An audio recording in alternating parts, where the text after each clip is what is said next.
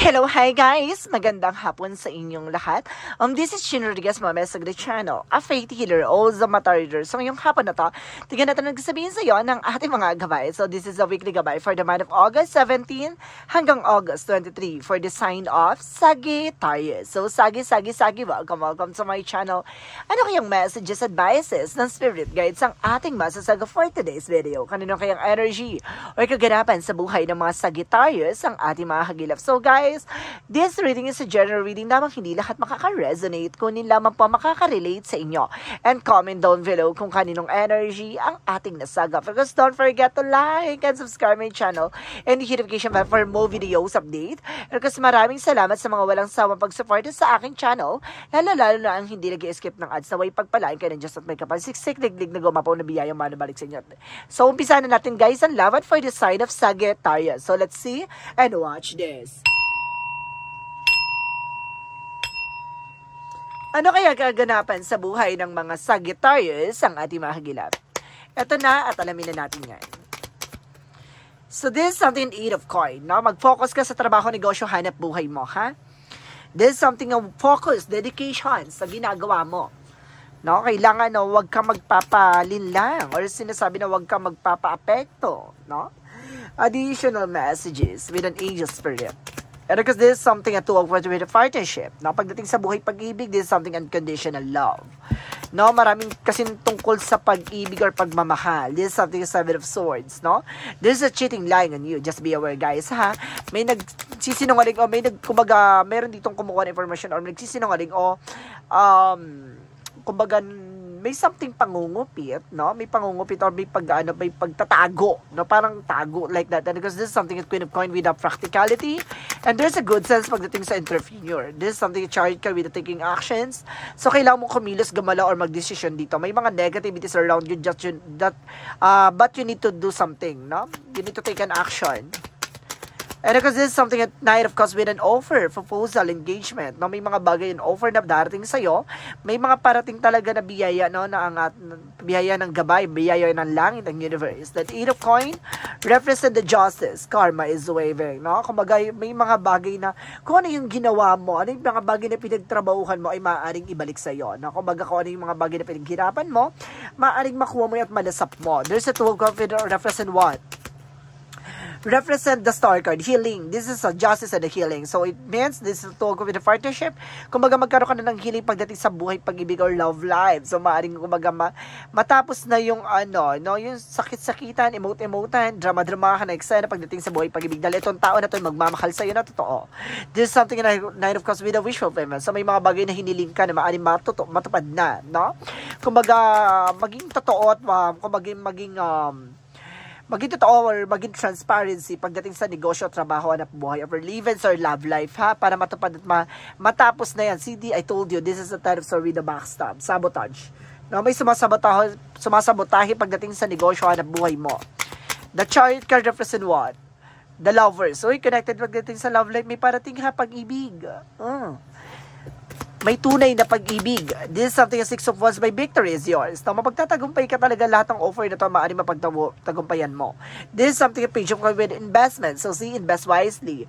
Being dedicated sa ginagawa mo, trabaho, negosyo, hanap buhay mo, makukuha mo what you deserve. This is a justice card with a balance, no? And of course, this is something justisya. No, maaaring magbigay ng success with a page of pentacles, investment. No, kumbaga pagdating sa negosyo, hanap buhay mo, or pagdating sa investment ka, nag-invest ka ng pera, kumbaga maaring maibalik din sa iyo yung mga bagay na yon. No, kumbaga maaring naloko ka, maaring maibalik sa iyan. This is something a that card, ending and new beginning. Matatapos na ha.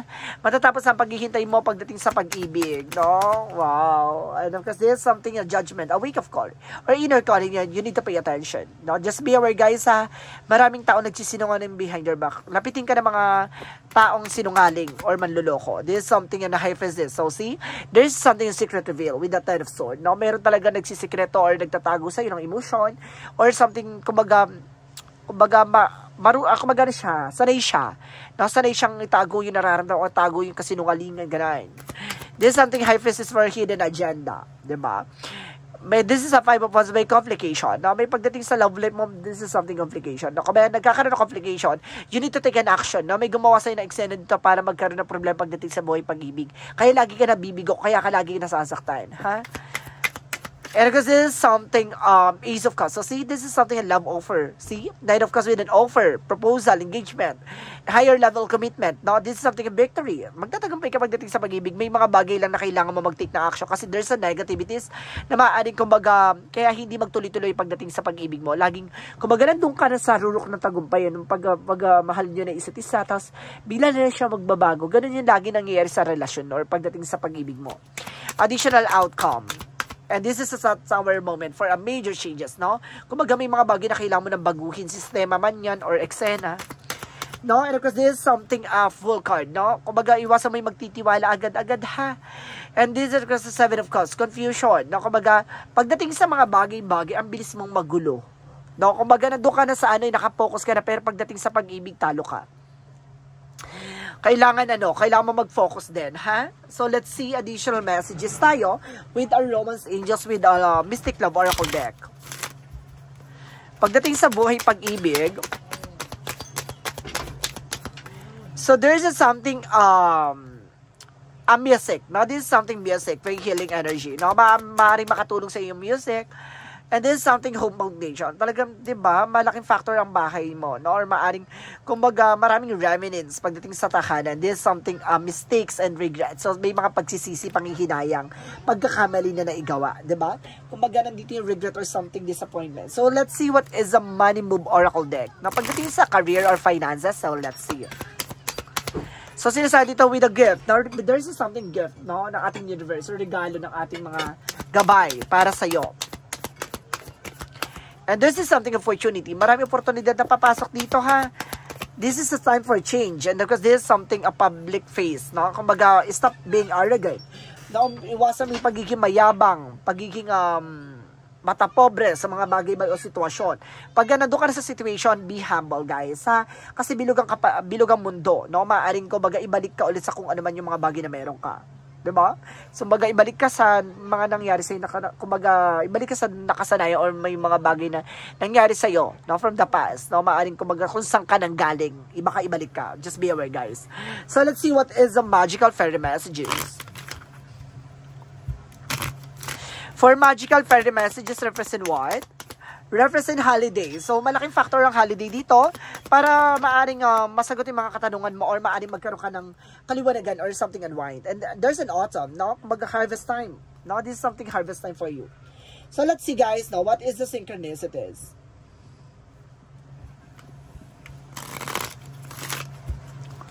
What is the synchronicities for you?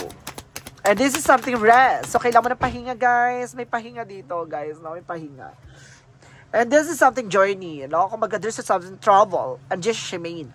No? Shaman. For it is something, a moon card for a truth reveal. May mga bagay na maglilinaw sa'yo. May mga bagay na unti-unti mo na matutuklasan. This is a bravery. Kailangan mo maging matapang. Let's see, guys, what is the yin and yang oracle card. This is a spirit guides, no? Kumbaga, may gabay ka talaga, guys, no? Ginagabayan ka dito. This is something very true. Di ba? Magtatagumpay ka. Additional messages. So, this is something comfort zone. So, see, iwasan mo yung drama, no? Ego, pride, or something na nagbibigay negativity sa buhay mo or sa situation mo, guys. Now, nandun ka na sa situation, mag-emote ka pa ba? You need to do something solution, no? Kailangan mo masolusyonan yung problema mo, hindi para dagdagan yung problema mo. Additional Archangel Michael messages. And this is something you created this situation and you have the power to change it. No? Ikaw yung naglagay sa sitwasyon mo, ikaw din makakagawa ng paraan para makaalis ka dyan. There's a big commitment, no? Kumbaga, kung gusto mo yung ginagawa mo, mag-commit ka dyan. Or pagdating sa love life, kailangan tumuto ka. Or kung gusto mo kumbaga, kung gusto mo matapos yan, kaya nangyayari yung mga bagay na yan, kailangan mo solusyonan, no? Mutulin, no? Yung ugat. And this is us from help from others. So, kailangan mo na tulong ng ibang tao. And there's no need to worry. Kailangan mo, wag ka daw mangamba. Wag ka mag-alala. This is something communicate clearly. Kailangan mo lang makipag-communicate ng maayos.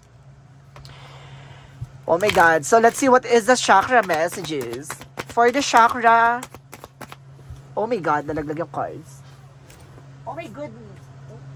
Oh my goodness. So there's an face. I told you, may humaharang talaga. Di ba kaya ka lagi nasasaktan at bibigo? Di ba? And this is something guilt. Oh, see? May galit nga yung gumagawa sa'yo. May ngit-ngit at galit. So let's see what is additional messages. And there is something, astral travel, guys, no? Oh my God. Meron ako na-sense dito, ha, guys. Meron dito nagka-telepathy. Nalalaman ang kilos at galaw mo. Just be aware, ha?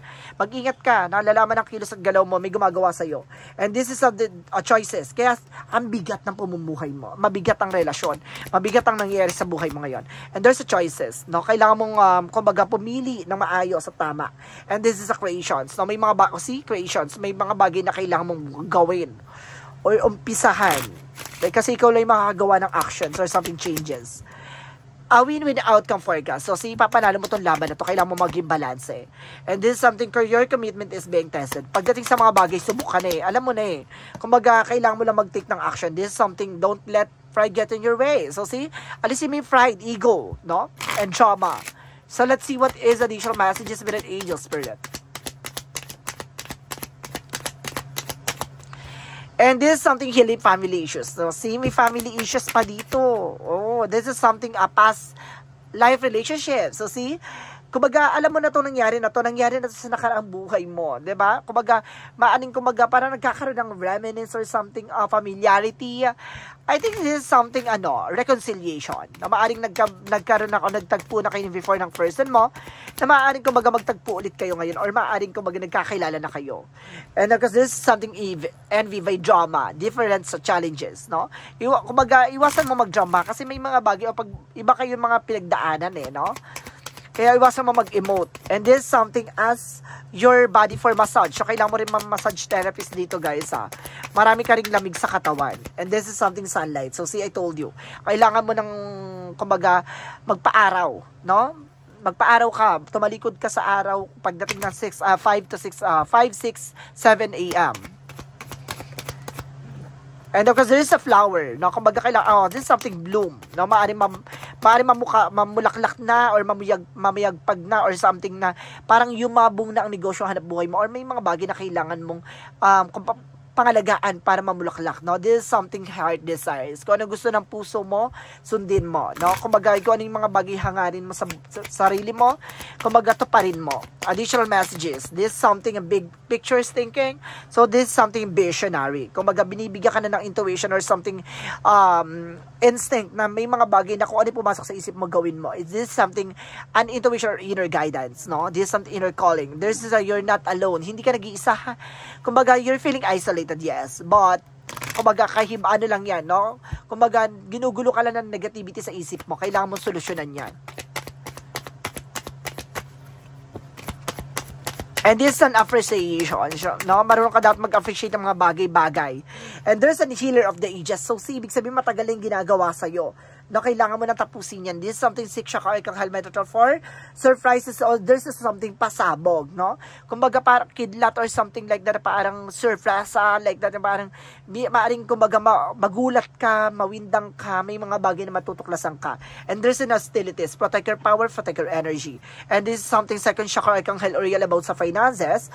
And because this is something attachment, no? Kumbaga kailangan mong kumawala sa mga bagay or taong this is something mascara, nagbabalat kayo. And of course, this is something women holding a coin. Kumbaga, marunong ka umawak ng finances, but may bigat, no? Mayroong ginawang bigat sa pamumuhay mo. So, let's see what is the Jesus loving quotes.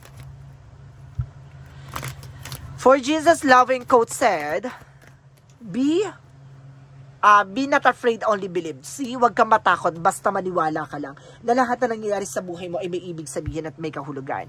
No, kumbaga, kung alam mo, naniniwala ka sa sarili mo na minahawakan ng ating Panginoon yung kamay mo para matupad yung mga pangarap mo na yan, may mga masasakit na part, may mga mahirap na part na nangyayari sa buhay mo at naniniwala ka na kasama yun sa procedure of process ng buhay na tatahakin mo, ipagkakaloob niya sa'yo what you deserve. So, let's see what is an angel's number. Represent 0707 by compromise, pinangako, pinagkasunduan. No? At sinasabi dito, let go of what no longer serves you. Stop holding on that grudge. Express your emotions and aim towards a compromise. Where not the lack of understanding, it's best just move on. The truth will set you free. So see, kung magpakawalan mo, no, yung mga bagay o pinangako sa'yo na alam mong napako, no, may mga bagay dyan na kailangan mo na mag-move on, kailangan mo nang pakawalan yung nakaraan, kailangan mo na lang pakawalan yung sarili mo sa nangyari sa'yo sa nakaraan. Ganon. Kung parang binabaon ka sa nakaraan dito, nandun ka pa sa sitwasyon na kailangan lumipas or may mga bagay na kailangan tapos na.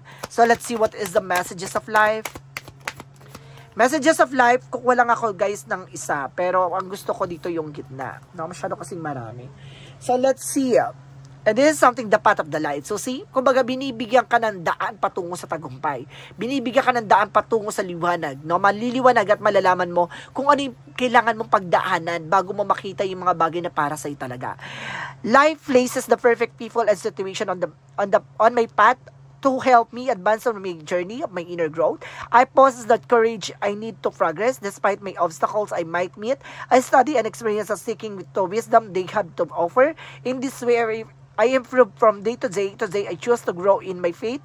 I am confident that at the end of the road, I will join to the light. So see, kumbaga, alam mo na kumbaga, unti-unti mo nang tinatanggap na lahat ng kaganapan sa buhay mo ay pawang pagdadaanan mo lang, no? Pawang binibigay na impormasyon sa ng ating mga gabay o ng ating Panginoon para tahakin, no? Ang liwanag, no, tungo sa tagumpay. Kailangan mo lang talagang maliwanag at malaman yung mga kahalagahan. May mga bagay na ibibigay sa iyo yan, kasama siya sa procedure o proseso sa buhay mo or journey mo. Kailangan mong malaman ang sakit, kirot, mga bagay o tao sa sitwasyon mo na lilisanin sa buhay mo o aalisin sa buhay mo para lang maliwanag at malaman mo ang kahulugan ng mga bagay-bagay na to. So guys, this is something, a weekly gabay for the month of August 17 hanggang August 23 for the sign of Sagittarius. So, Sagi, maraming salamat for this wonderful reading. So, once again, this reading is a general reading lamang, hindi lahat makaka-resonate, kunin lamang pa makaka-relate sa inyo.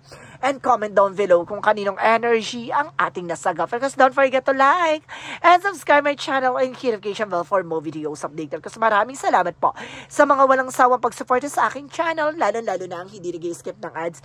Naway pagpalain kayo ng Diyos at may kapal, siksik-liglig na gumapaw na biyayang manong balik sa inyo at maraming salamat po. And see you in the next video. Bye-bye and babush.